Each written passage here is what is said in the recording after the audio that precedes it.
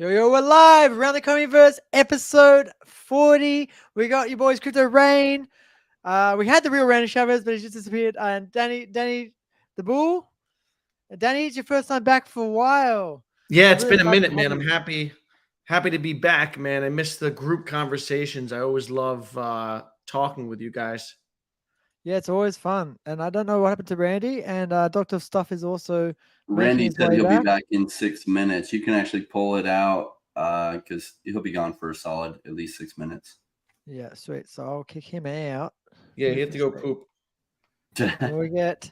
We don't know that, but maybe that's that. What's up? What's up, gentlemen? Woo! We just That replaced probably makes Randy with sense. Dr. Stuff. Replacement confirmed. Was there a blank room for Randy? Is that what? Yeah. We made That's some room. We great. made some room. People probably just assumed he was laying down or something. I think maybe it was a phone call or something. He's a busy guy. He's got some whales on the call, the Randy whales. That could very much be the case too. So I want to maybe start with some speculation for the Comic-Con coming up. That David Yu has hinted at possibly something Iron Man. I was thinking some emojis on his Twitter post. So do you guys think we'll get something Iron Man, maybe like Iron Man Marvel Mighties or something? I didn't see the hint. Like, what was the hint that David? I actually haven't looked. I was talking. I was reading Randy's chat, and Randy had on his stream as well. So I'll have to check it out. Woo! Oh yeah, I had a haircut, guys. I'm looking. I see that. You're looking fresh. Yeah. I just You look de-aged 10 about years 10 younger, Jordan. Yep. Thank you. Thank you. Fantastic. Yeah, I'll try. Maybe I'll try and keep myself looking young. That's all good. All good. Yeah, for Comic-Con, I don't know if it's going to be Iron Man related, but I'm interested to see because I know this year they said that it's not going to be strictly Marvel, right? In past con events, because they're in the Marvel booth, it's pretty much been all Marvel stuff, and they said that this year that it's not going to be just Marvel, so that'll be interesting to see. Do we know if they're going to be in the Marvel booth this year? Yeah, I think so, right? I mean, they They're said still in the that booth, but they may be allowed to do some other stuff as well. That's cool. yeah. When Bitcoin, do you guys know? I think is it Ark Invest has the very first deadline for the spot Bitcoin ETF. I think it's in less than 20 days now, guys. So if they have a deadline on it and they have to approve it, because if they don't approve that one and then they approve the BlackRock one or something, there might be some big trouble for them. So potentially in 3 weeks they might approve the BTF spot ETF. But I think they insane. can delay that, can't they? Yeah. I think it's a deadline. I think it's a first deadline. Yeah, it's a deadline, but they can technically they don't have to provide a response. They can continue to extend until January. I tried it 6 months. Is it? They can do 240 days is what they get. All right. So what's interesting is they're waiting, right? They know about Bitcoin. They know like all the facts. They're just trying to orchestrate a way. And I would love to say the SEC isn't political, but we've already seen it, right? Coinbase can't get an interview with Gary Gensler, can't talk to him, can't get any of his time. And Sam Bankman-Fried's making massive political contributions and can meet with him as much as he wants. BlackRock is extremely politically connected, so they're going to find a way for BlackRock's ETF to either be approved first or they all get approved the same day. And so they're just coordinating with insiders is my guess to do it. And it's the problem when people call for regulations to fix things. Regulations are like a necessary evil in a lot of ways, but just notice the backside of it, that sometimes regulators act political, and it's always the danger of them. So sometimes the quote unquote cop who's supposed to enforce the laws becomes part of the corruption. And I would love to think it's not the case, and maybe it isn't the case. Just following the SEC's actions and watch one of the two predictions be right. If I'm totally wrong and there's no corruption there whatsoever, they'll just go ahead and approve ARK Invest or whoever first, and then BlackRock in their turn. I'd love to see that happen. I would love to be wrong that they're not acting political. Their past actions say that they do. So I'll say this: for the BlackRock ETF to be approved before ARK Invest, there'd have to be a material difference. Otherwise, I mean, yeah, I think there could be some winnable lawsuits filed by ARK Invest and saying you're putting BlackRock ahead of this. So it would be really difficult for a regulator to be able to pull that off unless they could argue that the applications were materially different, which they might be. And I don't know. I haven't looked at those applications, right, to see. But if there was a way to differentiate them, I could definitely see them approving BlackRock's first and letting them through the door with those connections first. So do you guys know when their deadline is for BlackRock? March. Yeah, right before the halving is the final. Yeah. Perfect time. It's The kind of a perfect storm. final deadline, right? And Yeah. so, like, they're setting things up in order. BlackRock got in because they have some information, and I would love to think that all regulators are perfect and this would never happen. Well, all of a sudden they know, and we know from insiders have said that probably before the end of the year, a spot ETF will be approved. And sometimes insiders have bad information, so maybe it doesn't happen.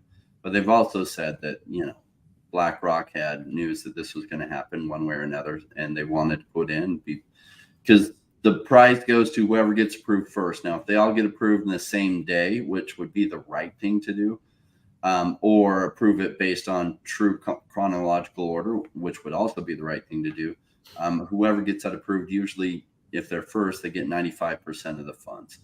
Because in this case, I think the current heads of the SEC or some people involved act political, that BlackRock will even be given first dibs all by themselves, or they'll all be approved the same day, so BlackRock can get as much of that as possible. And I hope that I'm wrong on that. I don't want any government officials to be corrupt. Just they generally are, and this isn't a new thing. This goes back since the beginning of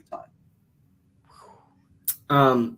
So with that question, right, that Herb This one? Owenby said, what's the advantage of having an ETF when people can buy fractional? There's a lot of advantages. So first of all, you can basically get it in a stock.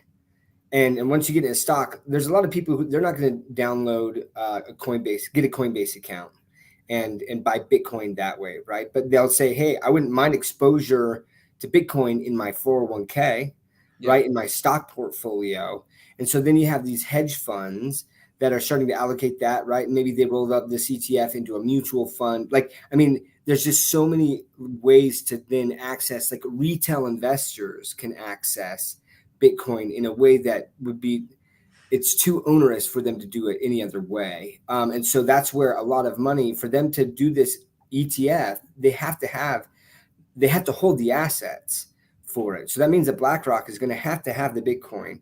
ARK Invest is going to have the Bitcoin, right? Like all of these companies are going to have to purchase Bitcoin. And that's part of the speculation, right? Is that this price on top of look, I made a video all about this kind of the catalysts that are leading up here to the Bitcoin halving, and what I think is really happening on the back end with some of these companies that know what's happening. And I would think that that BlackRock and some of these others have probably been buying on the down low and trying to create some FUD to get as much of Bitcoin as possible at lower prices to then support that. So, but we'll see.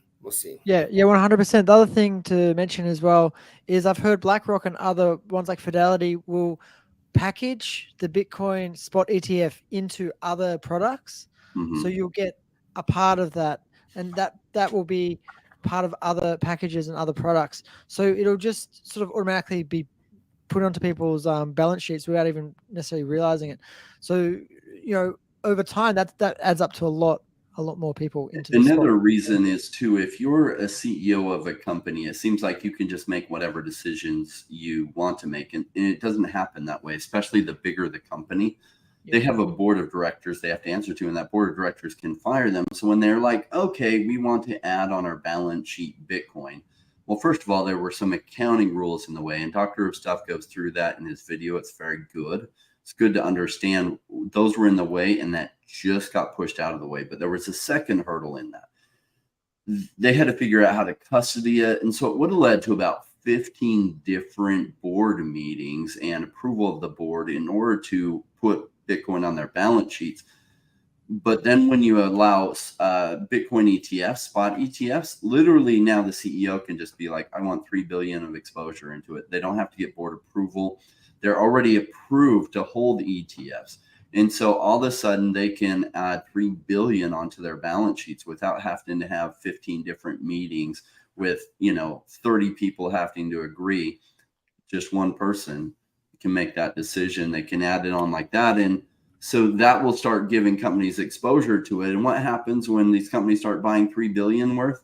Well, then the price starts going up. So then other boards of directors are calling the CEOs of the companies that they oversee. And they're like, hey, why aren't you holding Bitcoin? Because people chase green candles. It's just human behavior. And so then the price goes up even further. And this is why the rains will come back in. And this is why the cycle then repeats. So we're just in the lull part or the boring part of the cycle, which is fantastic. The people that are here, you're smart. You're even smarter if you're stocking up on well-researched, good crypto projects, because when the rains come back in, those ones will absolutely flourish. And then you make massive gains, which that's why I'm here, right? I don't know. I want to be worth $100 million, but also $1 billion sounds nice too. Yeah. Have you guys seen the chart of gold pre ETF?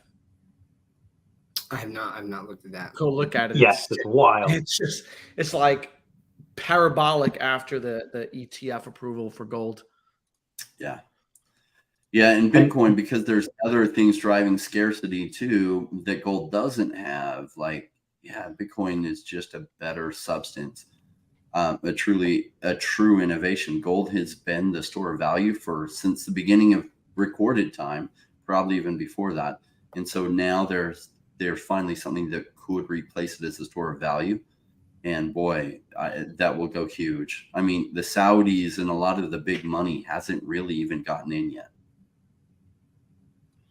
And I feel like most people that wanted gold, they could just go down to the street corner to a rebuy gold store and get gold. It was pretty easy to get it. Buying Bitcoin for a lot of older people is a little harder. They don't trust it. How do I go in and do this? And what's a trust wallet or seed phrase? So to have it in ETF with institutions that and trust is going to be that's going to be really huge. There's just a lot more reason for it to spike. Yeah, and that's the other thing too. I think with this ETF, like there's a little bit more assurance of the custodying of the assets and things. I mean, BlackRock, they can pay the insurance, so if they get hacked or something happens, right, like you're covered. And that's some of the thing is people are like, I love the volatility, I want exposure to that, but like there's other risks that I just don't want to mess with. So CEOs having that on their balance sheet, yeah, it's just such a simpler way to get exposure to it while also mitigating a lot of the potential risk that comes with it if you're custodying it yourself. And that's where I talk about, like in that video, just the potential money that's going to flow into this. Look, when something becomes easy to buy, like I had a friend of mine, she came to me and she was like, I know you're really into crypto. My friends keep telling me, should I buy Shiba Inu? And this is after this massive pump and things, right? She's like, and how do I do that? And I remember a lot of times people coming up to me when Bitcoin started to pump again, right? And they were like, how do I get this? How do I get this? And then I would tell them, I'm like, oh, you got to download this account. You got to do these things. And they're like, okay, nah. Can I get it on Robinhood? And Robinhood's actually got some crypto stuff. And that's like, people have that and they're more familiar with that. And we know that Robinhood has purchased a significant amount, right, of Bitcoin. And so that ease of access, that's coming. And when that happens, people are way more likely to then throw in some money. And even if it's $50, if you got 10 million people throwing in $50, right, and they're buying $500 million worth of Bitcoin, the price is going to go up, right? And then that's when hedge funds and everyone gets invested. And then all of a sudden you get billions of dollars coming in because people want access or exposure to their 401ks, hedge funds want it, companies want it. And you pair that with the Bitcoin halving of now there's less Bitcoin entering into the system, right? With each blockchain, like each chain or each block, right, that's approved, good night. Like now it might not happen, but it definitely is looking like it will. It seems like a perfect storm when you couple that also with like potential rate cuts next year and then turning the money printer back on. But also, like, the ETF is also another step forward towards the whole paradigm shift towards Bitcoin acceptance and in turn, crypto acceptance. Because then after Bitcoin's approved, what's next? An Ethereum ETF. And we already started seeing those applications go in.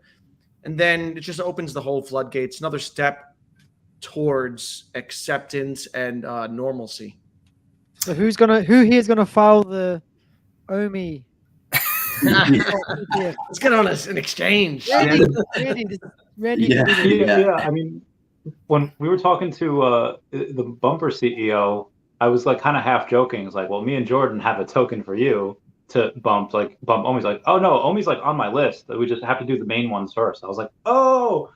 So I feel like if you have one of those things, like not that Bumper's a major thing yet, it probably will be, but if you have like major things interacting with Omi, like if we ever, the best time to raise money is when you don't need it.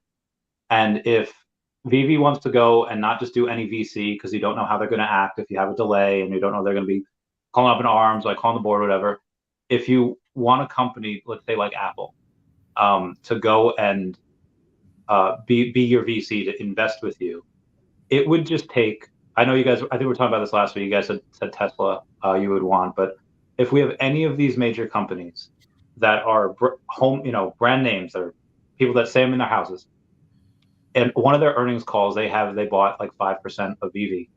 That's it. Then suddenly we're a brand name as well. We're a household name.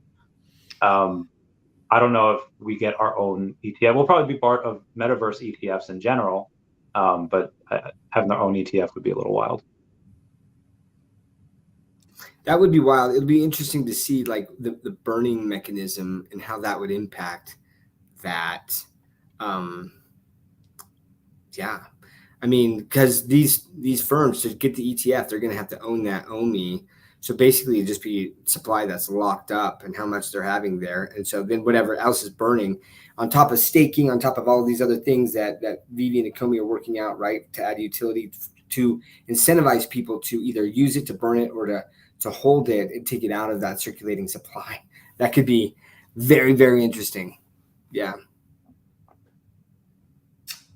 Yeah, it will not be me putting together the OMI ETF. I will be on beaches and having other adventures. So I will be grateful to the person who does that. We can make it a group effort. It'd be nice to have Rain's name on there. Yeah, Rain Investments. I will still be the crypto investor for life. Like, why would I? This technology is going to continue changing the world. Absolutely. So I know we usually go on about OMI and stuff here, but did anyone, I don't know too much about Link, but did anyone hear about the CCPI, something about Link, that they're going to be used for a bunch of financial institutions to transfer data from one place to the other? Dan, what I'm talking about? Chainlink? Yeah, Chainlink. Yeah. I didn't. I'm not surprised. Yeah, I heard something about that. Yeah. I didn't look into it. I just heard it kind of in passing. Yes, CCIP, the cross-chain interoperability protocol, it was used to programmatically transfer tokens from one blockchain to another via lock and mint or burn and mint mechanisms, along with other stuff. Yeah, it is the good token to bring up right now, and I like things when they're out of the narrative, like when most people aren't talking about them. And Chainlink has been mostly forgotten by a lot of people. It ran all the way up to like $54 in the bull market when DeFi was huge, because Chainlink is the leader in reliable information.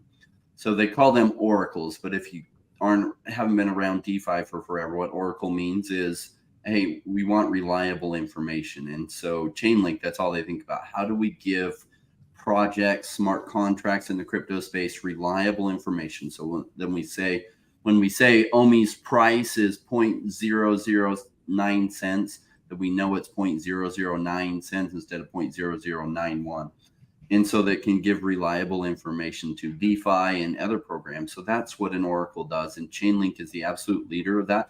And that is a space that is going to go massive, because it won't just be price. Like the first round of oracle usage has been like price information.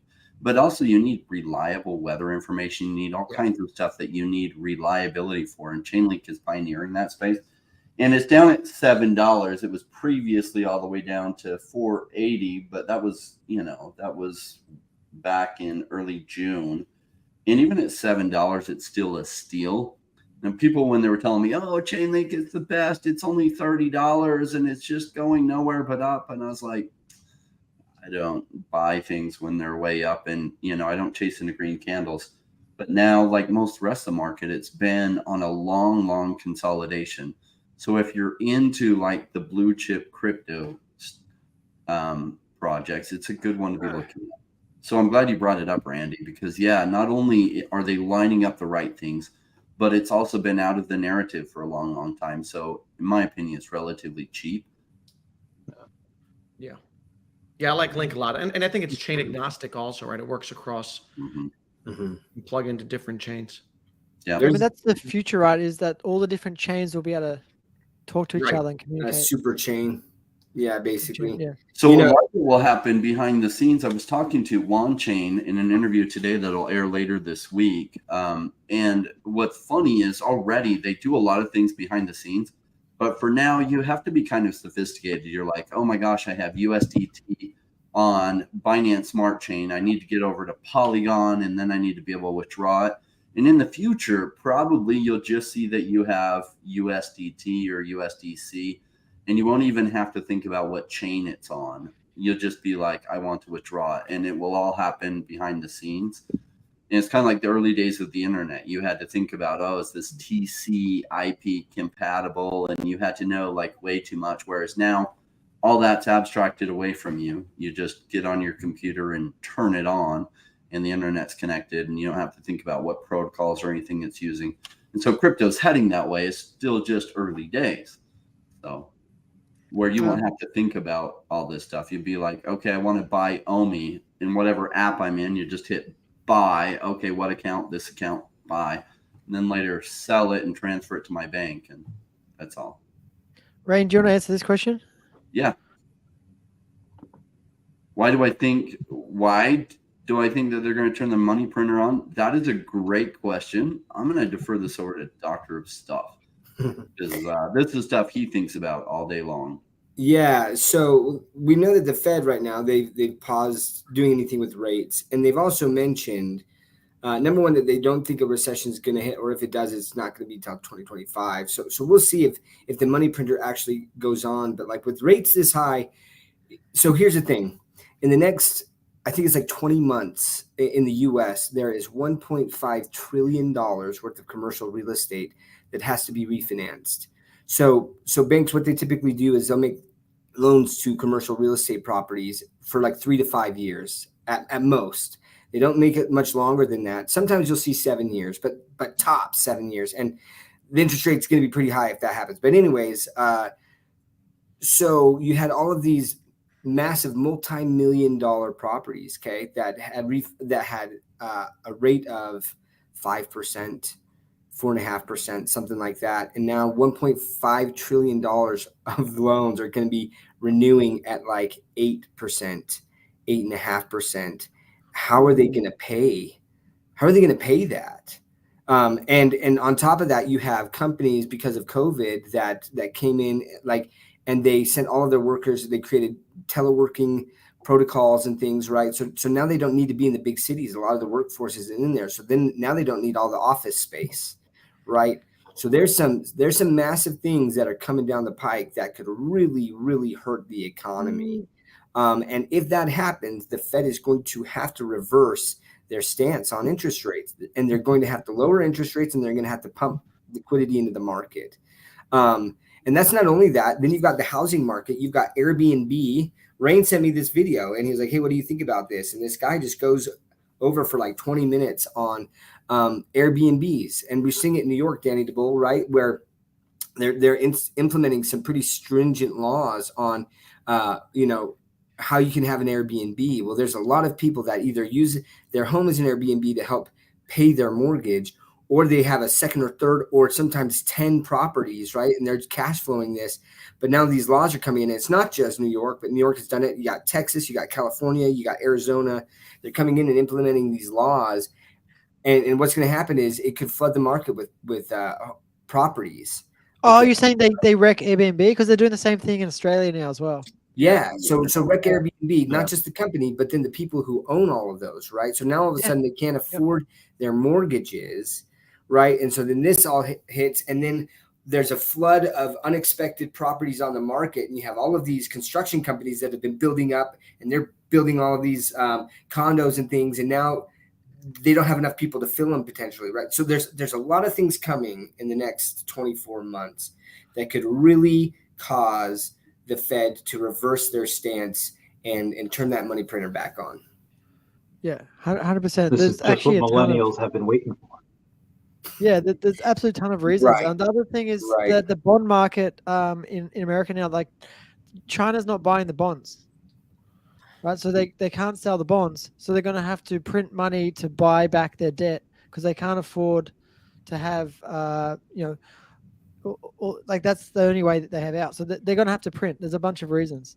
Everything you said, plus the bond market not doing well. So they're going to have to do a lot of printing next year. Who knows?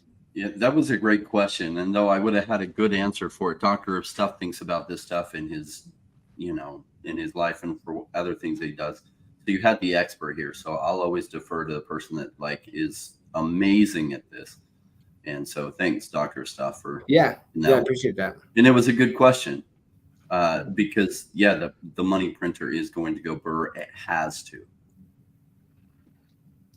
Awesome. And so we've got should we talk a little bit about Veve now? Should we move the candle a little? I wanted to say, good Jordan, sales you over the talked weekend. about David and Randy. Randy can touch on it because I saw that the whole Iron Man hint of what that was, right? Yeah, It was Randy, go David's tell us more. face with Tony Stark, but go ahead, Randy. So I could picture that being one of 3 or 4 things. Another we got a hint of today, but one, okay.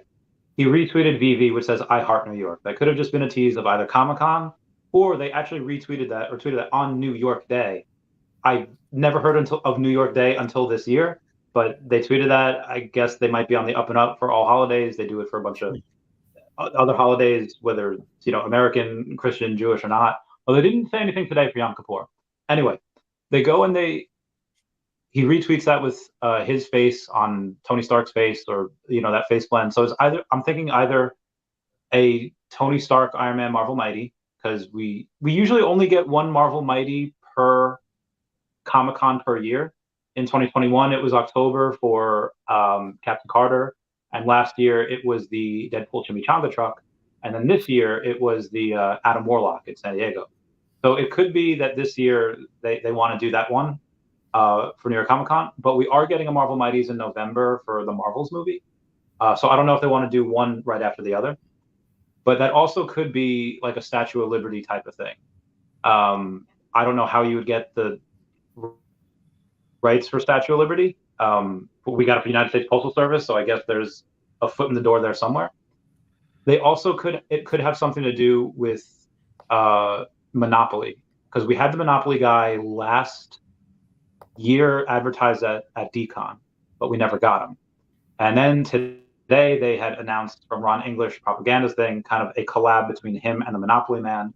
Instead of Monopoly on it, it said Mogul on it. But if we were to get some type of Monopoly thing, you have Park Place and Park Avenue, wherever. So those are like the main, like the most valuable properties in Monopoly is in New York. So that would kind of be it. Well, like I said, it could be any one of those. And then also when he said there's a new universe that's in the most recent Veve thing from Propaganda,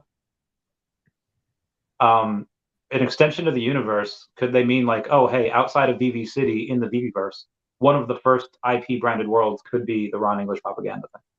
So there's just a lot of possibilities. We don't really know which one it's going to be right now, but those are our chances. There you go, guys. You guys can all see David Yu as Tony Stark as Iron Man. Amazing. It does look kind of funny, right? But cool what AI can do these days. Oh man, AI is so crazy. I probably watch maybe a quarter or third of the videos I watch on YouTube are AI based, and the technology every single day is getting more and more advanced. I found a program, a website now that lets you make a YouTube video with a text prompt. Hmm. It's so you give it a text prompt, say like 10 good holiday destinations. It will then write the script. It will then put stock footage that matches each scene, and it will have an AI voiceover that sounds really good, very close to human. And it does it all, and then just generates a video, and then you can just go through and edit little bits if you need to.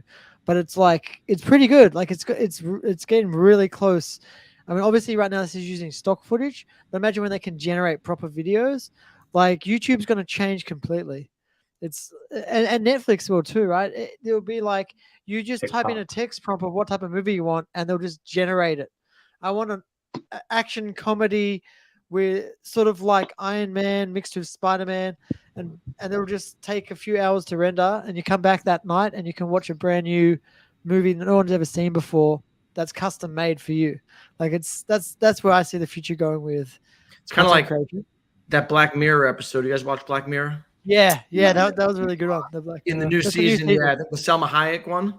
Yeah, that It was insane. generates a story based off of her like daily life. Oh, if you guys haven't watched that, you have to see that and then watch it again because it's really it's deep. Yeah, so we can go to like Return of the Jedi and we could say, hey, what would happen if Darth Vader had just cut off Luke's like head and then the Emperor's head and took over everything, generate the rest of the series from there. And be like, yeah, it goes to work and it remakes everything. What would have happened on the first 3 episodes if they had hired a good actor for Anakin Skywalker? Write a good script. Just, Oh, that's crazy. Like that, and people are saying AI is not that creative, and they gave AI a bunch of creative tasks to do, like recreate. What is it where you get the porridge and the porridge is not quite right? The three, Yeah, that Goldilocks. one. Goldilocks, yeah. Goldilocks and Yeah. 3 Bears. Yeah, they did Goldilocks. They also did the three pigs, where they get their house blown down. Pardon? Yeah. Well, Yeah. Goldilocks wasn't with The the bed was houses too blowing down, soft but and then too hard, and then it was Yeah. just right. Yeah, and the AI is super creative with the way it comes up with the stories when you ask it to be creative, and it came up with these stories that no human would ever come up with. Yeah, just like it's getting there. And they're using AI with everything now. I don't know if you guys have seen that. I think is it Bing or Chrome. They're all offering built-in AI functionality now. You can already do it now in Gmail. You can actually there's a whole bunch of functionality now where you can just type something and Gmail will write out a whole email for you. Have you guys seen that? They've got it in Word now, Microsoft Word, Excel, PowerPoint. They're adding the AI features like text prompts that you can add in almost every program online now. So I've seen get it the with point where we're not going to Roblox. have to write stuff. I think Was it's that on Mitch? Roblox or Minecraft where kids can now put in prompts and then it'll generate stuff for them. Wow. Yeah. So kids are yeah. kind of getting into it now, which is really fun. Yeah, it potentially where the future is very like abundant, right? If all these AI tools are used in the right way, we'll have a lot less work to do. So all the work still needs to be done that's being done now, but it will be done faster and smoother and easier with less effort on the human side. And so AI can be sort of like our helper, a tool for good. If it doesn't become like a Terminator. It's okay. We'll have Skynet. Doja Cat. We'll have Optimus Prime from the Tesla's new Optimus robot. He'll fight the Oh fight yeah, for us. yeah. Have you guys been keeping up with the Optimus? It's getting more Mhm. advanced. No, I just saw Not that. recently, no. What can it do now? Because last I saw, it could just like move a couple boxes. I think they're putting it in cars now as well. I think they're going to be putting it in cars, and that makes sense because it'll be able to drive the car as more like a human. So that'll be pretty cool. It's so cool. Yeah, someone had a really good point here. Where was it? Let me find it. About here we go. This bear market has helped me see why the wealthy create recessions every 5 years. All those people that are so close give up, get knocked back down to the pile. It makes so much sense now. I think that's so true. And this is something that Crypto Rain sort of talks about a lot is, so many people leave during the bear market. Oh, we lost Dr. Stuff. Um, He literally he left. He couldn't take the He bear left me in the market. bear market. Oh gosh, that was funny timing. So Jordan, you were mentioning Yeah. Veve before, and we had a couple of cool sales this weekend. The Anna number 41 sold for like $1,100-$1,200. There was a Secret Rare Miles Morales which sold for over 9,000. A couple of low sub 100 Simbas and Genies were brought up. So a lot of I feel like there's been a shift in when a bunch of people are saying, "Oh, I can't sell a lot of my stuff." A lot of the stuff they're trying to sell, which may or may not be on the floor, is I feel like not a lot of people are buying, and they're not really great IP. They might be stuff from Decon, they might be stuff from maybe like an Electro, or whatever. But the stuff that's really, really good, the stuff that has like really major IP, I feel like that's where the money's flowing into. Um, consistent sales, especially for that Miles Morales, I think is insane. It's lower risk, right? So when they're getting XYZ random thing from Comic-Con, like, sure, one of those things, especially because they're really cheap, they could go really big and be worth a lot, but it's just a total gamble. Whereas if you're going for strong IP, like, a massive Marvel character or whatever, especially with somewhat limited counts, it's just a better bet. And some people just get one of them. I get multiples because if I just have one, it's going to be hard to ever sell. But if I have a bunch of them, then I can take profits on the investment side. Because if you just have one, realistically, are you going to sell it when it keeps going up? And you're just like, a lot of people won't. But when you have multiples, then it allows you to take profits. And if you can't afford to get multiples of the secret rares, then just buy multiples of the common. Dr. Stuff, did you want to talk about the features and how you can actually buy them on Veve? Because I'm not quite sure about that. Yeah, I definitely saw a lot of frustration and misunderstanding as to like what was happening, because they were like, "Oh, how did it automatically sell out?" And even though Veve and Brock put out some articles on it, but basically, I would go to Veve's Twitter or Brock McBreadcat, Brock Blockchain. I can never. I mean, that guy's got so many different names. But anyways, go to their Twitter account, right, and find the post, and there's an article that will take you to the website, which is like fishes.com/Veve. But you need to have a MetaMask wallet. You need to have a non-custodial wallet, and I think MetaMask is the only one that will work with his website that I'm aware of.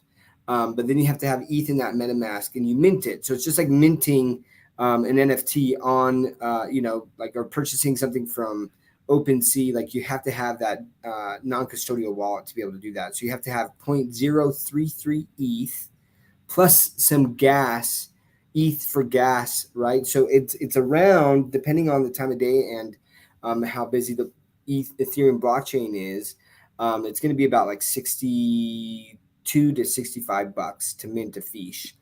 But what happens is you mint a fiche and you actually get it on like in your wallet, so you can go to OpenSea and you can see an actual like NFT fiche there. But in that fiche's website, you can go in and click on the fiche and it'll say reveal DNA. You'll click on reveal DNA and that will give you a promo code. You then use that promo code on the web app for Veve, because you can't do it on the mobile app. You have to go into the web app for Veve, put in that promo code, and that's what lets you mint your fiche on Veve. But you get two. That makes So you sense. get the Veve fiche, and then you get the NFT fiche like that's on the Ethereum blockchain, right? But they're going to be different, right? The fiche that you see on the blockchain is not the same like collab fiche that you're going to be seeing on Veve. Oh, so you get two fiche. You get two fiche. Yep. For the price of one fiche. So here's my prediction, guys. Brock has always been a big fan of airdrops. Like I've been in fiches, and Randy, like he's always airdropping fiche holders with stuff, right? And some of the things he airdrops, people who are like just coming in the project, they're like, "Oh, I really like that." They can purchase certain things for like $13 or $10. But I have the whole set because I guarantee. Well, I don't guarantee you. I shouldn't say that. I believe that he's going to do some sort of airdrop, and it'll probably be like a fiche tank or something like that. And maybe it's a gold fiche tank or something, right? But like it would make sense that he does that. But I don't know if you guys have seen those in AR. Those fiche are good. pretty dope, They look man. awesome. Yeah, they look swimming good. around in the air. Yeah, they look really, really good. Well, very well done. I just want to have a quick. We got another question about from Eddie saying, "How does like printing more money fix the Fed inflation problem?" It definitely doesn't fix it. All it does is kick the can down the road, and that's all they've done for many years. And sooner or later, yeah, there could be hyperinflation. We don't really know what's going to happen. They'll have to raise rates again in another cycle, in 4 or 5 years or something. So Reset. That's why Bitcoin is taking such hold, is because that's the thing, right? It's code is law. You can't print more Bitcoin. That's all this there guy is. just mentioned One Piece. I have to grab something. I just got my first ever physical collectible for. Oh yeah, Wow, yeah, which yeah. one you get? You got a Love that. Monkey D. Luffy? Yeah, what Dr. Stuff was saying. You can see that. Code of law is law fixes this. Nice. That That looks is terrible. dope. That is dope. That is ugly, Jordan. That No, is it's not. that's Zed. Oh, sorry, Zoro. He's just there. You Zoro, didn't like that, Rain? I just watched the live action. It's good, man. The live action is it was good. man. I thought They it did a was great really job. good. I mean, obviously it's different to the show, but they did the best they could because in real life it's so much harder to make things like in a cartoon. It's hard to bring that to life for sure because it's cartoonish, right? I thought They got did a some really good job. actors. They got really Yeah. good actors for It was well done. I think it appeals to different age groups also. Is that on Yeah. Netflix? It's on Netflix, yeah. Yeah, Okay, Netflix. I'll have to watch that. Definitely check it out. I binged it. Awesome. Rain, do you want to do some OMETA? Would love to. Let me Awesome. share my screen. We'll have a quick look at some more comments. Yeah, inflation. Yeah, At inflation ZERP? is crazy. What does that mean at ZERP? I'm not familiar with that term. Here's another quick question. Do we think Veve Comey is profitable as a whole? Who wants to take that one? Easily 100,000%. No, Randy? like Randy. yeah. Yeah. You don't light 5.5 billion Omi on fire if you're profitable from your business development wallet. You don't donate 1 million gems to the Omi liquidity pool if you're in trouble. They're easily profitable. I imagine their margins are 60%, or if not higher. And yeah, that they would probably have. I don't know. Like I said, they haven't raised money. They could if they wanted to. They could raise hundreds of millions of dollars very easily, but they're not. So I'm gonna two things though that I think that people need to be aware of. Right now, that 30% that they have to pay Apple for every gem you buy, that is not good. That is not good, and that definitely hurts their bottom line, right? And so, look, as a VV person, I do try as much as possible to purchase gems on the web app to help them out, right?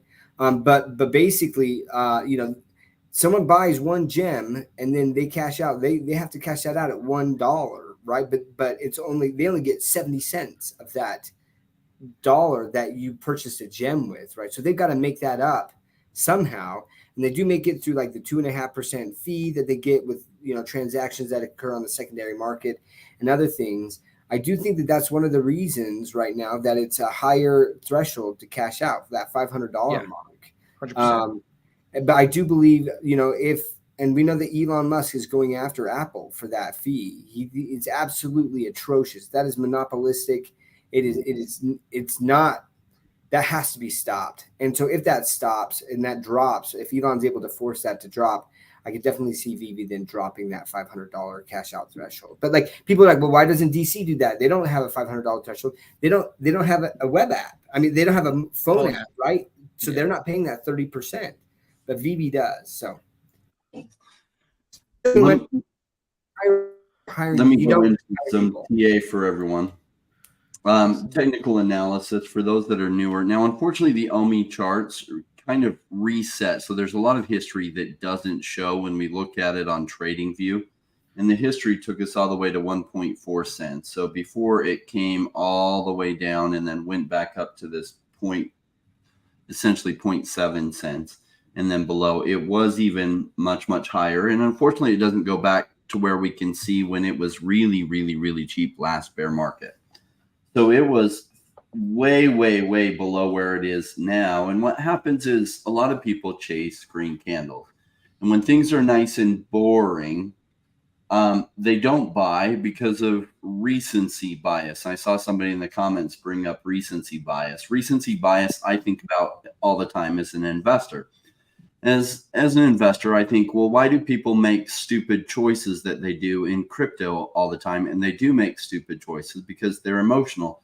And one of the big reasons is recency bias. Well, recently the price was going down, so therefore it will continue to go down. And you would be shocked at what percentage of people that consider themselves sophisticated have that bias. Then we see a basing pattern. This is the basing pattern we have here where we see it basing out, and it came down to this 0.05 cents. And of course, at this point, people were saying it's going to go down to 0.02. It's going to go down to 0.01 cents. And it never did. It based out here. And we're seeing this beautiful, what they call an inverse head and shoulders setup. So think of a head and shoulders that's upside down. So here's the shoulder. Here's the head. Boy, them are some big shoulders. But like then usually it comes back down around to this level, and that's what we're seeing.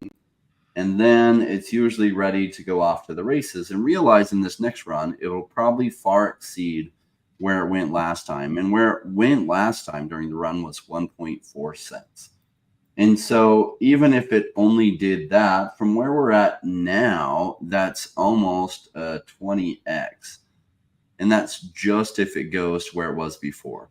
Now, what gets exciting to me is like a 20x return, possibly. And we don't know for sure if it'll happen. And I think it'll be much, much higher than that.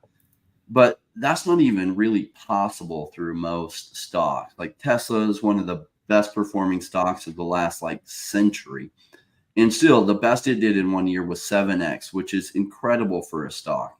So what's exciting to me about crypto is once you start to understand the cycles, once you start to understand the patterns and why so many people lose money in crypto, and you just behave contrary to that, you do your research to find projects that actually have a value proposition that makes sense why they could be around 10 or 20 or 50 years from now. Then you vet them for like, do they have the team that can pull that off? And then you just take the risk. You buy it when it's cheap and you hold it through whatever boring downtime continues until it's absolutely going crazy and people say it can't fail. And when you hear that, that's your cue to start selling, because when you hit that point, and it's the recency bias kicking in. Oh my gosh, it's gone up 50x from the bottom, or it's gone up 100x over the past 12 months. It's just going to keep going. Well, then there's the recency bias again. And that's a good point to start taking profits, because nothing continues to go up for forever. And literally that's how you become rich in crypto. And I know somebody in this space that, over the past 7 and 9 years became a billionaire from being a college dropout / taxi cab driver to becoming a billionaire. So what I like is that it's possible in this space. And I know somebody that became a millionaire in the last 4 years in crypto, and I swear his IQ is probably below 100. And so I know anybody can do this, but only if they're doing the right things. And it doesn't take a genius. In fact, sometimes geniuses get in their own way because they think they're going to outsmart, and they still just act emotionally, and they chase green candles, and they think it's going to be different this time. And I like to buy when it's boring, accumulate when it's boring, and just wait. And some people can't handle the patience. They can't handle the waiting, and that's okay. This is never going to work for them, and it's a lack of patience. And, somebody's just going to want the returns bad enough to be patient, because I don't like being patient. Oh, but I will. And if you think about it, you could become worth millions or tens of millions or maybe even a billionaire in the next 8 to 9 years if you learn this space and you learn to be patient, and you learn to buy when it's boring and sell when it's super hot. What else are you going to do that's going to make you that kind of money on the side, on top of your day job? There's nothing. That's why in the crypto space, anybody who's not like here and getting it, that's okay. They just weren't meant to be rich. Like, this is the opportunity I've waited for my whole life. Already been through like 2017, but I was not prepared for that cycle. So 2021 was the first cycle I was prepared for. That was life-changing. this next one is also going to be life-changing, but not only for me, but for many of you, because I know many of you, you're doing the right things. That has me excited. So Awesome. Thanks for that. Warren Buffett, what Rain was talking about, right? He keeps talking about like when it's boring. Like that principle, it's fundamental principle, right? Warren Buffett puts it a different way, right? Instead of buy when boring, it's the stock market, and he uses the stock market, but it's really with like anything that has like long-term price action, right? But the stock market is a device for transferring money from the impatient to the patient, right? There's so many times where people panic or they just, so it's funny to me, like, look, there are some great day traders, right? But Fidelity Investments, right? They did this study and they're like, who's our most profitable owners, like profitable customers? And the two categories of people that they found that were most profitable were people who were dead and people who hadn't accessed their account in like a decade, right? They just held what they had. And they didn't panic. They didn't sell. They didn't do any of that. They kind of just stepped away from it. And some people, I think that's a good idea if they step away. I know that there's some people who are like, they came into Veve. They're like, I am buying what I believe are grails, and I'm deleting the app, and I will not look at it for 10 years.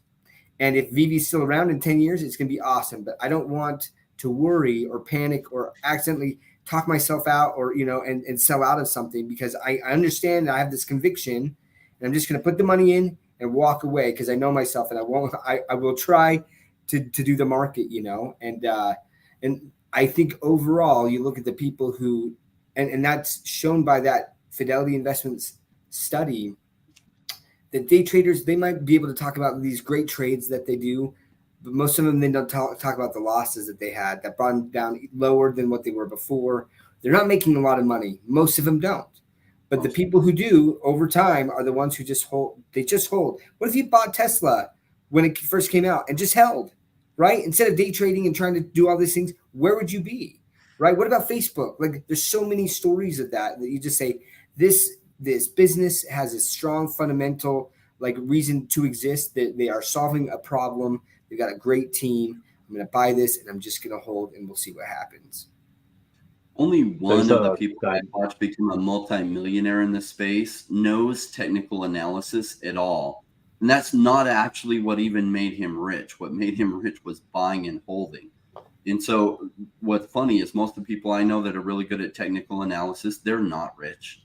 They're not near as rich as those I know that just dollar cost averaged when things were nice and boring and like everyone was out of the space and they were just stockpiling up on solid fundamental crypto projects that had a good reason to succeed, and then just waiting till it played out. They're far richer and wealthier than any of the people I knew. And that's why I don't, at first I felt insecure, like, oh, I can't do well at this if I don't really understand technical analysis. And then I found out that's not only not true, but if the more you understand technical analysis, you'll probably think you're so smart and you'll actually ruin your future.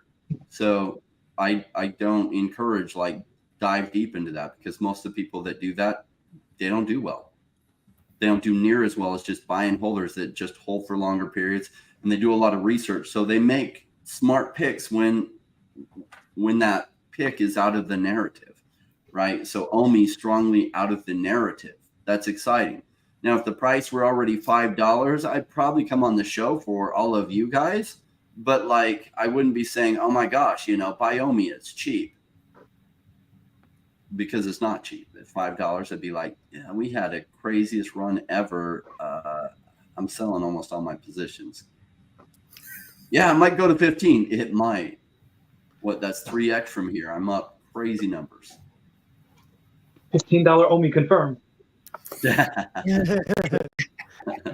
So, Dr. Stuff, you talked about Tesla. There's this one guy named Dave Lee that he had bought Tesla at as soon as it came out, held it for like a decade, and after it had gone up and down a little bit the first few years, but from 2013 to 2019, it didn't move at all. It would trade up. It traded sideways for 6 years, and then in 2019, 2020, obviously went crazy. But yeah, he bought it in like 2009, 2010, whenever it came out, held it for a decade, and as soon as it popped, this would end. Dude's probably worth 9 figures now. Yeah, he's loaded up. Yeah. So yeah, Um, Doctor Stuff. I'd also say with Tesla stock, actually did exactly what you're saying. I was day trading Tesla stock for a little while, and I was making money with that. But once I looked at the spread and everything, like I wasn't making that much at all, and I ended up making about $120,000 of Tesla stock just by holding it when I stopped trading it.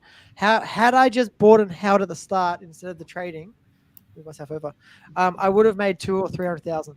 So I lost a large amount by day trading it. Yeah, Well, and this might not apply. I'm not familiar with like Australia tax laws, right? But here in the United States, you got similar. short-term capital gains taxes. So when you're Yeah, day we're the trading and same. stuff like Yeah, that, right? we're the same. That's like a Basically. 30% hit to any profit that you get right off the bat. But if you hold it for over a year, then it's 15%. So already, Oh no, we're right, higher. We're higher than that. It's like the it depends on the short-term capital bracket. gains is higher. Yeah, capital gains. It's like 50%, How and then it much? Yeah. goes down. Oh my 50? gosh, that is Yeah, it goes down to like crazy. 25%. It depends on your income bracket, but Well, yeah, yeah, Yeah. sure. Could well here too. It's tied to your Yeah, it income. is Your tied. Yeah. taxes. Yeah. So if you have a higher income bracket, but yeah, then it's similar. It's very similar. Yeah.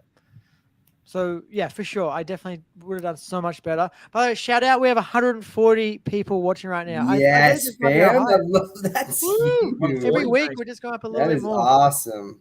That And is Vivi awesome. Queen is here. Hey, Laurie. What up? Woo! Hey, yeah, we miss you, Queen. What's up? Yeah, Where have you been? I hope she's doing well. She had some, I think she had surgery on her neck. Yeah, Hip, yeah, so yeah. I hope you're hopefully doing she's doing well. well, and we can maybe have her back on in a week or two. All the prayers and good vibes your way, my friend. yeah. Yeah, I hope you're Woo! Expendables 4, get it? 50 cents in it. Eddie says, leave Australia. Look, we've got so much family here. It would be basically impossible to leave here. Hack 'em. But maybe we'll come visit. We'll come visit US, We'll Have take you our ever been, private jet. Jordan? Have you ever been to the U.S.? No, never been to US. I've only been to a few other countries. All sort of around here. I've been to Bali and New Zealand and all the islands around here, like Numia, Villa, a whole bunch.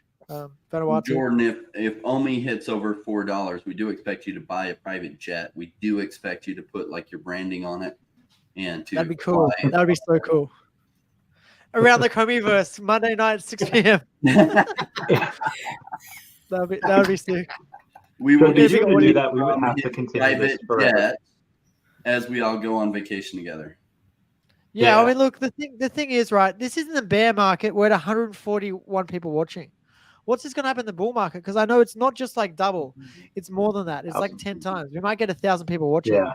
I can't wait for that day. Easily. There There was it'll go one more than time. that. And you'll see OMI come back in the narrative where the whole of the crypto space is talking about it again. So like that will happen. I can't wait. It's going to be amazing. In a few weeks ago, or like a month ago, when we had the master run up, I had like 200 people here, like by myself at one point. So like if I get that with one person with one little OMI announcement, that's not real utility. It was just a bonus for getting MCP points. The 5 of us will easily get like 6x that when we're on this. It'll be huge. It'll be crazy because the whole of the crypto space will hit new highs too, right? So I saw a lot of the influencers from the last bear market go from BitBoy had 30,000 subscribers and he went to 1.5 million over the next 18 months.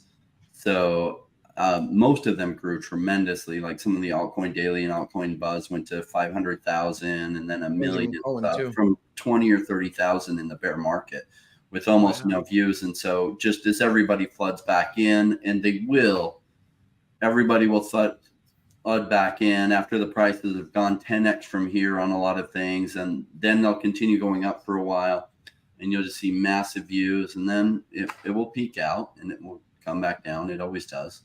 So maybe we'll have a super cycle that the run up lasts longer than normal and goes higher than normal.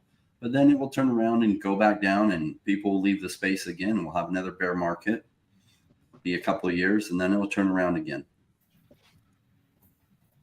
Awesome. I can't wait. It's going to be really exciting. So I think Andrew Hollywood said April 24th. That's a Bitcoin halving. That's a date to look out for. I do expect a lot of people creeping in early. So that's what happened last time as well. People got in a little bit before, but it definitely moved a lot more after the halving last cycle, because I got in right when Bitcoin was hitting around $8,000. I got quite a few Bitcoins before I moved them all into Omi. So, I had a buddy talking to me about ETH when ETH was like $20. He'd started buying a lot of ETH, and I was like, "What is ETH? Talk to me about this." And he was like, "It's like magic internet money." I was like, "I'm out." Like, what? I was like, "You're crazy, right?" And yeah. Anyways, it's funny. I look back throughout my life. I remember as a kid. Well, I remember as a college student looking back and being like, man, I wish I would have had money and understood the stock market so I could have purchased Apple, so I could have purchased Microsoft, right? And even I actually had started working for Fidelity Investments for a little bit, and people were calling in, and Tesla had just done their IPO. And I was like, you should absolutely be buying Tesla. It IPO'd at like $19 a share. And I was like, anyways, like but I didn't have the money at the time. I was like still in college and, but that's for me. I look at Veve and this digital collectible and just this shift that's I believe is going to happen with digital collecting, and not just collecting, but like just the digitization of so many things, and being a part and being early. I'm like, this is that moment that I've been waiting for. And like, I'm not going to miss it. And if I'm wrong, I'm wrong. But like, for me, I've done the analysis and I feel confident enough that I'm definitely putting my money where my mouth is. So I had I want on one of my recent videos, I was talking about Veve and Omi, and digital collectibles will be the major shift that happens. And this person was like, no, these digital comics are stupid. They're like reprints. And reprints didn't end up having the same value. And I was like, okay, valid. It could go that way. It could. I mean, if you're being honest with yourself, it could go that way. It just won't go that way because everything's going to transition to digital collectibles. And that's what makes the first is digital collectibles important. Why? Because digital collectibles are superior to physical ones. Yes, you can touch a few physical ones, but how many physical ones can you have? Not that many. How can you show off your physical ones? Well, you can start a YouTube channel like Jordan did, and then you can bring it on screen and show it. But in the digital ones, you can literally you'll be able to attach them to your social media and probably some link right on your social media to your metaverse, and people can go in and see all those things that you care about. And so digital ones will be far superior. And I say will because that functionality is not there yet. But as an investor, how you make money is identifying where things are going to go. You make your thesis, you place your money in the path of where that's going to go, and then you wait till it plays out that way. Yeah, I was just say, like, I probably never would have got that physical collectible if it wasn't for Veve. So Veve's made me a collector at heart. Not being corny. I did want to change gears for a second and just say, out of all the guys here on the panel, what are your top 3 cryptos? Like, because I have Omi, Bitcoin, ADA, Ethereum, and Solana. So those are my top 5. What do you guys have? Because I think Danny's got exactly the same list. Is that right, Danny? I've got Bitcoin, Ethereum are my 2 biggest. Then it depends on the price. Omi, Solana, I have Cardano. And now, although I'm shifting, now that those bags are pretty much full because I've been loading up during this bear, I'm looking at super micro cap stocks that could 100, 1000x. And I started accumulating Mask, which is a privacy token. Ooh. $7 million market cap, MASQ. Really interesting. They're going into beta. They have a working project. They fully diluted tokens, like the circulating supply is fully diluted. And Rio, I started accumulating RIO. That's real world assets. I think real world, I'm looking to target sectors that I think are going to pop off. I think gaming is one of them. Next cycle will be hot. I think real world assets will also be a hot sector. And Rio is one that I have started accumulating. And that's going to be over the next 4 months, that's my mission now, is to accumulate these super small caps and identify them. Awesome. Yeah, I've got another 15 micro caps. Rain, what are your top cryptos, if you don't mind sharing? No, I'll share, but I'll just give this caveat. This is not financial advice. This is leverage this to do further research for yourself. because this is what I think about all day. And I'm all about making my money work for me. So I'll put it in different categories because people have different categories of like risk levels they're interested in. So there's your large caps, and your large caps, I think of some of my favorites are Cardano, XRP, and ETH, right? So those are fairly stable. They'll probably benefit really big from the coming boom, and they're way lower risk. I put in the medium risk category Ecomi, Illuvium, and Immutable X. Very good potential upsides. I like the risk to reward, but they are risks. They could fail. I don't see any reasons why they would. And that's why I rate them medium risk, and still in a position that in this bear market, their price has been savaged, which as an investor, I love, because I don't know about you guys, I love buying cheap so I can sell high later. And then there's the really risky ones that I love, right? So risk to reward, like Wan Chain, its market cap's around 40 million right now. There's riskier ones that like Bumper, I'm a huge fan of. And so I have a bunch of those. There's another one of my biggest holdings is in Devio, where the token hasn't launched yet. It will be in a little bit, but price sensitive. I can't say whether it's a good deal or not. It depends on what the price is at. And we don't know. I know what the launch price is going to be, but I don't know what's going to happen to the price from there. Cool. Dr. Stuff, do you want to share your top? Yeah, well, holdings? so like I definitely have. I mean, I talk about diversification all the time, right? So I definitely hold the blue chip, um, of ETH, Cardano, and Bitcoin. But then I put a lot of my extra money into these more volatile, speculative coins, just because that potential return is so high, right? Um, but a lot of my stuff, I'm in a lot of pre-sales that have that haven't launched yet, and some of these, I mean, it's been a year and a half Ooh, that I put in, tens of thousands of dollars into some of this stuff, and it just still hasn't launched. And some of them have died, right? They've tried to work yep. through the bear and they just spent, and that's part of the risk there, right? But like, so some of the ones that I'm excited about and I tweet about a lot, I love Cornucopia's game. I think that they are building out an incredible metaverse, and what they're building on this team. It's on Cardano. I'm telling you, I like.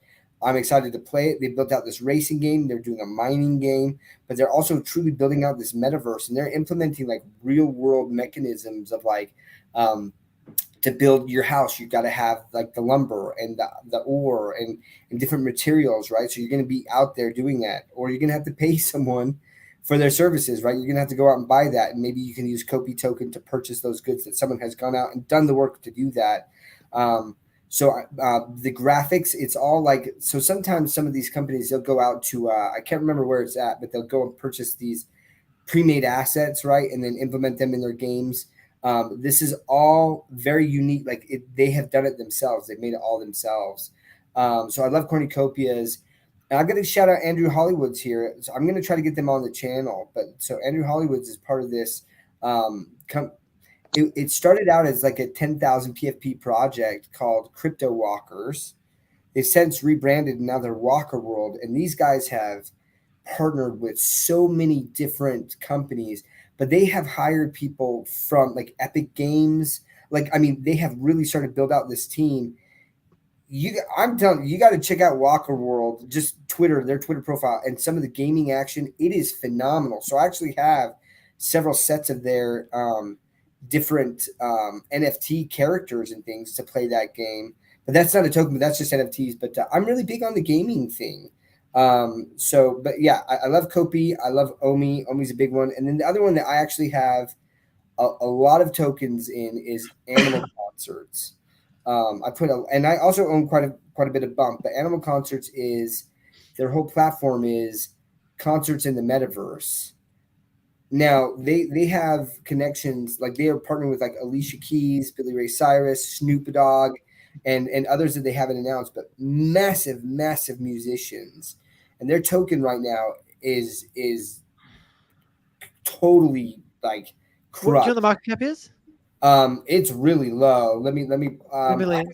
There's, you know what? I was trying to check that out the other day, and there's something. It might be too low to check. Sometimes they don't come up properly when they're really low. Like, so here's some things that they're the CEO. So Rain and I on Rain's channel, we interviewed the CEO of Animal Concerts. He's no longer the CEO of Animal Concerts, but there is a different CEO, and we're trying to get the new CEO to come on the channel and interview him. So that's like up in the air. But I'm like, man, if that works, if they can really make that work, and where the price of the token is now, it's worth it to me. So I'm Is buying it some ANML? ANML? ANML Animal Fully Yeah. diluted, it's a right? little over $1 million. Yeah, looking I at bought some more at these prices. I consider it coffee money. Like, yeah, so I have a big position and I've been increasing my position in it, but it's at a super risky stage. Very risky. Yeah. But imagine last bear market before Comey launched their Veve app and stuff, right? Like, honestly, most people thought Comey was dead. I hadn't heard a peep from them. I was a pre-sale investor and hadn't heard anything about what was going on with them. And so, like, things got bad, and sure enough, it came back alive and awake, and really got on it with their social media, and Comey went crazy, went like thousands of X up from the bottom of the bear market. Yeah. So sometimes these risky plays that come back to life, it's a narrative that I love, because they'd be the intermediary between the artists and the like sandbox or the different metaverses. And they would go the artists and they would film the concert, because the artists don't necessarily know how to do that. So they would film it with all these different cameras and make it portable into the metaverse, and in a way that the metaverse can use it. And yeah, that's going to be needed. So yeah. So gentlemen, I have to go. I was going to say one other thing about Animal Concerts too, with the AR technology that's coming out. I don't know if you've seen it, but there's a video of this person where they're wearing AR and they're watching like a basketball game, and it literally looks like they're at the basketball game. And that's where I see that technology, if they can combine that, where instead of paying $500 to go see I just blanked out on her name. a big band. What's her name? Taylor Swift, where they're going for Taylor Swift. Thank Oh, you, really? Taylor Swift. Oh man, yeah, Swift fans will crucify me, but yeah, Taylor Swift, right? Instead of paying $500 or $1,000 to go there, and some people want that experience, but some people are like, look, if I can actually like feel like I'm there and pay $10 for it and put that on, and I can see there, and I don't have to deal with the crowd and stuff, and it still feels like that. A lot of people will be willing to do that. Oh, and you know who else will be able to do that? People who don't live in the United States Yes. would be able to travel to go see that concert. They will absolutely do that. They'll be able to Yeah, become huge in the Philippines and other markets they couldn't even access before. And so it's a total win for the artists. The artists are super excited about this, because Alicia Keys did that concert or whatever. Somebody did one earlier and made like 30 million in a night. And the other artists are like, Ariana Grande did it on dude, I see my brain stopped, but like Fortnite. She performed in Fortnite and literally made, I think it was like $30 to $40 million in one night, and they were Ariana Grande? Is it? Travis Ariana Scott Grande. did it too. Yeah, because she's Yeah, got my a son her attended skins in Travis Fortnite. So Yeah, You can so buy that's, her skin for it, it's a huge deal, right? Wait, who did you say did it as well? Travis Scott. Oh, so they see that money of like, wait, I can do one concert, but then I can have people from around the world interacting in that and feel part of it, and they can buy NFTs, right? So you can get like the ticket itself will be an NFT. You could buy your avatar could like, if you were there, can you purchase the T-shirt that your avatar can wear or something? Like, there's so many partnerships there. But hey, I have to go, everyone. I just want to say I love Around the Comeyverse. I always appreciate coming on. If you haven't already, like and subscribe to the channel, to all of our channels. There's a lot of blood, sweat, and tears that go into producing content. Honestly, I don't know how Randy is alive. Content he constantly puts out. I love it. I appreciate you, Veve fam. Thanks so much again, Jordan, for having me on. And I love the panel, gentlemen. I love talking to you, and you guys all have a fantastic evening. we'll see you, Dr. awesome. Stuff. See you next Peace. week. So made me think of a business idea, right? Let's create a really cool stage that's got all the cameras set up and everything, and we'll make all the deals, and we'll have the artists come over to our stage, and that way we get to know all the amazing artists, and that way we get we'll get to sit on the side of the stage as they film for these virtual concerts that are going to happen. Yeah, it's really awesome. And so the Quest 3 is coming out next month, I believe. And the Quest 3 has really, really good AR sensors on it now. And it's full color, and it has like a 3D mapping sensor as well. So they didn't have that in the old Quest 2. I have a Quest 2, and the pass through is pretty basic. But yeah, it's going to be really, really good in the Quest 3. I can't wait to see what it's like. Obviously, nowhere near the level of the Apple Vision Pro, but the Quest 3 will probably be good enough that you could do a concert night for a few hours. And if you buy the Quest 3 and it's $500 once off, that's the same as a ticket to one of those concerts. And if you pay like $10, $20, $30 to get in and get access to it, it's easily worth it. I know a bunch of people that are quite nerdy that would prefer to do it from their couch than actually go in person. And as you said, like for me to fly to America and like spend a couple of days there, it would seriously cost me probably a couple grand just to get there and back, not including the ticket for the Easily. show as well. So Yeah, we're talking hotel, Uber fees, Yeah. food, and everything, and it would interrupt. Like a lot of people have 9-to-5 jobs; they can't take 2 weeks off to do something like that from Australia to go to a musical concert. But if they could get a headset and put it on, and we'll continue to see the technology for headsets get better and better and cheaper, so it'll become affordable. Like this whole metaverse concert is going to happen, which is the narrative I like with animal concerts. Do they have the team that will succeed? I hope so. They have the connections. Can they weather the bear market is what I ask myself. And I hope they can. I hope they do because they're positioned well. And I'd love to see them do really well. And if not, we'll just create our own thing. Except I don't want to be CEO. I just want to be an investor. We'll create a stage and set up all the cameras, perma-fix, and then we'll invite the artist to come perform once there and make $30 million. And we could set up in the Veveverse, right? We could set it up in the Veveverse. Well, not like you have to have a physical stage with all the cameras hard fixed there, right? So you can locate it in Las Vegas. You can locate it in Nashville, where a lot of the artists live close to there. But Vegas is in between California, where some of the artists live and stuff. And that's why, like Vegas, if you think about why do so many, like Celine Dion, who's from Canada, why is she located in Vegas? It's because the tour life burns them out. It's so much work, but that's how you make money. And so with Elvis, they invented this idea of what if you don't have to go on tour, but we have enough people coming in all the time, you could just perform concerts at the same place all the time.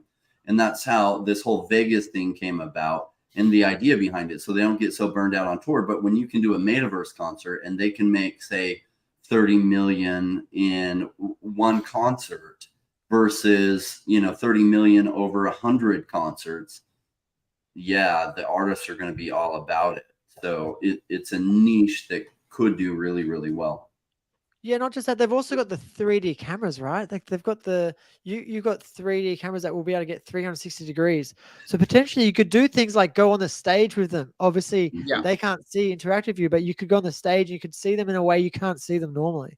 So you have to do it like how the Matrix did it when they filmed the Matrix and they had all those cameras all the way around, and you just set up all these stationary cameras that integrate with a software that knows where the positioning is. It's very, very doable, but you can take a stage that's already there and retrofit it and set it all up. But like if you created a really nice stage that had all those things hard lined in, and then whatever artist wants to bring whatever dressy things, because they all like to have their flair, their own backdrops and their own fire things, how they want it. But you already had the stage set up for that, then you would get all the business coming to that stage, right? Because then they could also have people there live, but then all the people around the world could feel like they're there. And part of feeling like they're there, they probably want to see the crowd there live too. Randy, what do you think about this? I have a really weird connection. And so follow me on this for a minute. It's going to sound really weird. So like 10 years ago, almost to the date, I think you had Jessica Negri show up in a Pikachu costume. People know who she is now because she's like this super famous cosplayer, makes hundreds of thousands or millions a year. And before Comic-Con, before becoming famous, nobody knew who she was. And really at that time, it was still only kind of nerds that went to Comic-Con. But once she went, and then she got a deal with Blizzard to be a booth girl, like the booth girl. Now, every halfway decent looking girl is going to Comic-Con, trying to be the next Jessica Negri, wearing next to nothing. it's great, but they're doing that because of that audience. They know that, oh, I'll be a booth girl for 50K a year. They're not going to make a ton, but they could build their personal brand. They could do other brand deals. So if you have, let's say, Animal Concert or any type of metaverse wherever there's a lot of people, and you say, hey, you just put on your normal concert, and let's say they're an artist that's not really huge, that only get like maybe 10,000 people to go, as opposed to like 30, 50, however many thousand people. Then you say, oh, we're going to have this bot. We're going to have this robot, or even just paying someone to walk around in an outfit with a headset saying, oh, here's what is being filmed for the metaverse, where there might only be 10 or 20,000 people here, but there will be 1 million people over there. And then, that they're filming, that's joining live, that can see you through their headset. What if at that point you could go and not only be a camera for the show, but then the people that are there, they know that if they wear some type of QR code, or they wear like whether their Twitter handle or their avatar in the metaverse or whatever, so that when people go and they see them, like, oh, hey, let me pause this video, scan their QR code on their back or wherever, whatever shirt they're wearing. I feel like normally if people will go there just so they can get recognized. Like, oh, you have this look that we're looking for. Oh, you have these dance skills that we're looking for. So normally someone that could only fill maybe like a 10,000 seat whatever, now they could fill 30 or 50,000, because a lot of people are going to go just for the chance that they could get that notoriety, just because that's a way to advertise to 1 million people in that. That's a in really that good metaverse. point, and that you could extend the cameras beyond the stage to going out over the audience, so that anybody in the audience, because what it allows you to do is actually, so even on replay, but even while you're watching it, you can be at any spot in that concert and you can check out the crowd who's in the front row, what they have, and then essentially you're taking up some real estate if you're there in the front row, and whatever advertisement or whatever you're wearing could have value. Yeah, I have a feeling they might have some. There might be some like rules about how far into the audience they can see. There could be some very interesting exchanges that could be caught on camera. Right, if they extend it all the way back, the people in the corner of they're like doing some little deals and stuff.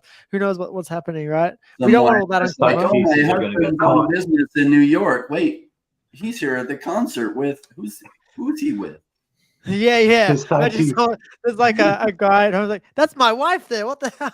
Yeah, that would happen too, right? So you're right. People in Well, the crowd, all of a sudden Yeah. their anonymity might go away.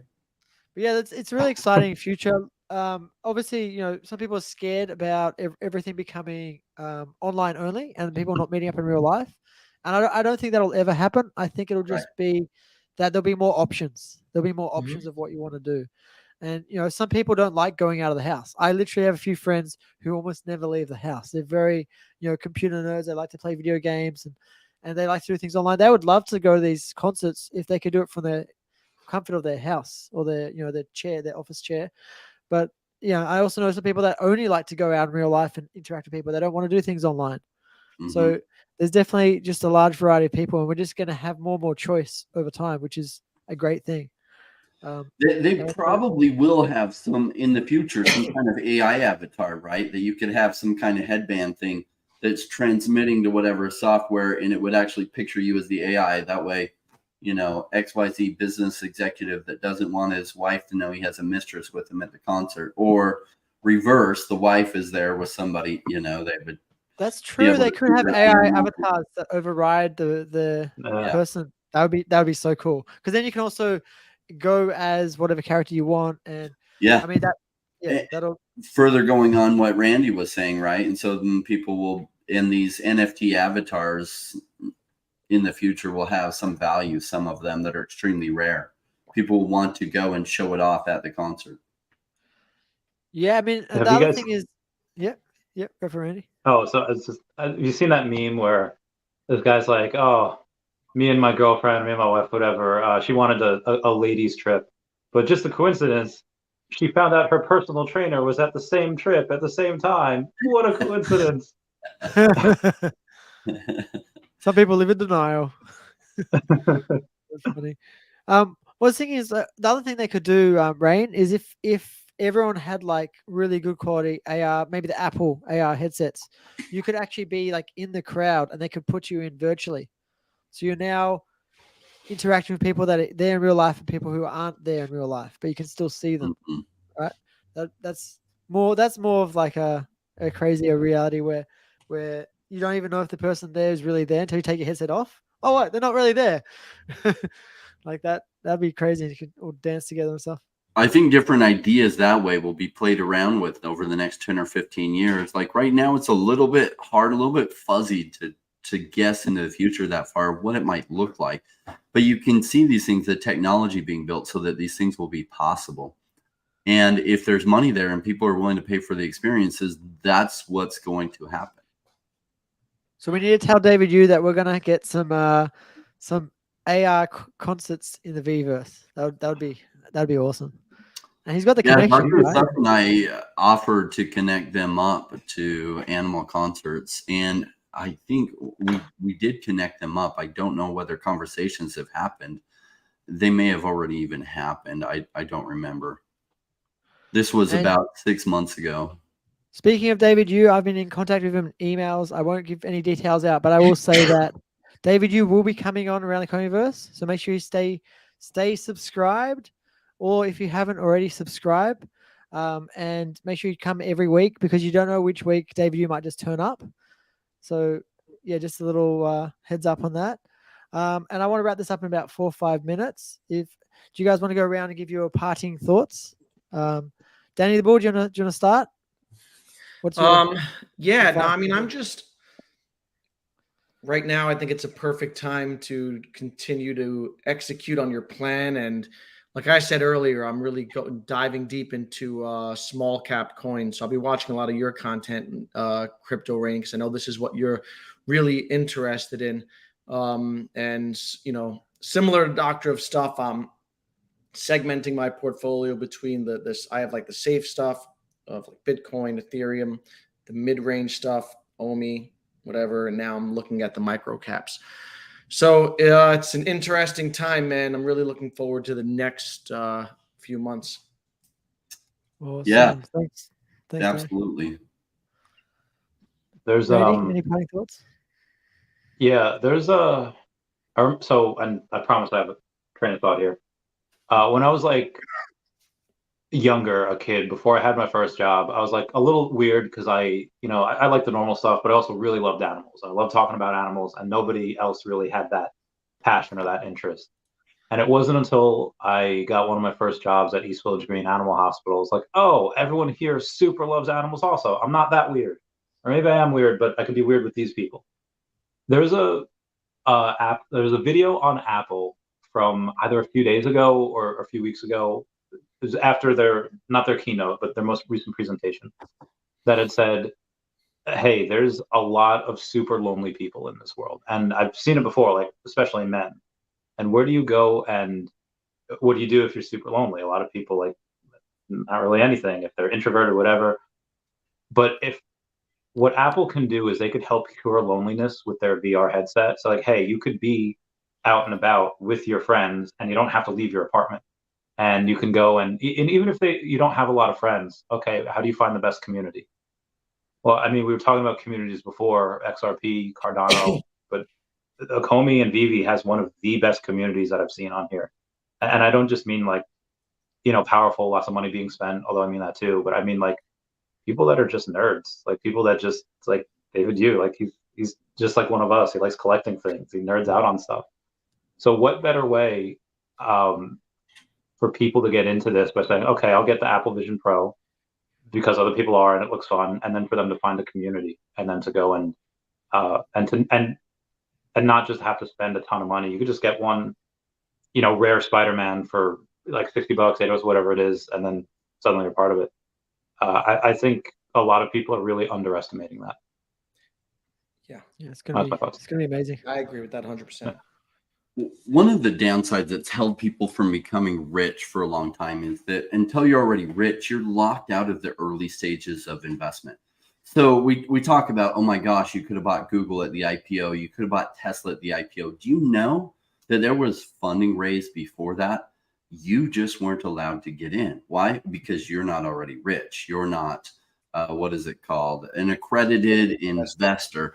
And if you are, you might not know the right people. So one of the reasons why Gary Gensler's so pissed about the crypto space, and it's so not regulated the way it's supposed to be, is, gosh, it lets all these people invest early stages, and he does not like that, because you're not supposed to have access to this stuff. It's only supposed to be these other people that can put money in, because that's where the money is made. You realize that when Google IPO'd, there were people that had invested before that were making 100x on their returns and dumping on you at the IPO, and that they were exiting for, say, 100x. And so you were cut out of all that. And so that's what part of the reason some of these traditional Wall Street people hate crypto, is because the blockchain has done an end run around the securities laws so that people can raise funds directly from other people. And some of this goes massive. Now, because you can raise funds directly from people, there's a lot of crap. There is a whole lot of crap. So the regulator's answer is to this: lock all the doors so that none of these regular Main Street people can invest, especially around the world. Crap, we only have sovereignty over our country. Dang it, we can't lock out the Philippines, but they want to, because they want to be able to control it. So it's just them and their friends can get early access to all this stuff, right? But that genie's out of the bottle. These things aren't quite security. Some of them maybe, some of them not, and it doesn't fall within existing regulation. They haven't been able to lock all those doors, and they might not be able to. So we have this time period where you're able to invest early stages in a technology shift that will change the world. And there's a lot of crap. So 70% is total crap. 30%, a bunch of those projects still going to fail. So that's what you're looking at, is the 30%. Who's behind it? What are they doing? And if you make good decisions in here, you can go from where you're at to a billionaire over 8 years. Why would you be anywhere else? Well, it's only because you don't realize really what you have your arms around, because you see all these people in the crypto space playing around in the playground and they don't know what the F they're doing. So you think that's just what you do. That is not what you do. Those people are doing it wrong. They're just playing around in this opportunity I've waited for my whole life that probably won't happen again. So take this as serious as a heart attack, because they say they're life-changing, and this could be life-changing for you, but only when you're taking it serious. Don't miss out on this. I did create a Zero to Crypto Hero course. You don't have to take that course, but it will shorten your learning curve by about 18 months, which is specifically why I created it. And I suggest you do. I would have loved to have that available to me when I was brand new, and I would have paid thousands of dollars for it, because I was just new to crypto. And there was nobody that had a course like it to explain to me. So I had to go through all those mistakes myself and make them, because there were Ty Lopez was making a course, but Ty Lopez didn't know crap about crypto. He just kind of came in and like, let me make a crypto course, and made a lot of money making a crypto course, which wouldn't have helped you at all. This course is, I know a lot of people that have lost money in crypto, a lot, and a few that made money. This is specifically the things that the people that truly make money do that make them money. Awesome. Thanks, Crypto Rain. Everyone check out his link in the description for the course. It's called Zero to Heroes. Is that right? Zero to Crypto Hero, right? Zero to Crypto Hero. Oh, I like that. Cool. And yeah, thanks so much for watching, guys. Yeah. We've had a really, really awesome show today. Thanks so much for you guys coming here. Crypto Brain, The Real Randy Chavez, Danny DeBoer, and shout out to Doctor of Stuff who had to leave early. Really, really appreciate you guys coming on. It's so much fun, this show every week. And make sure you like and subscribe it. And we'll see you next week.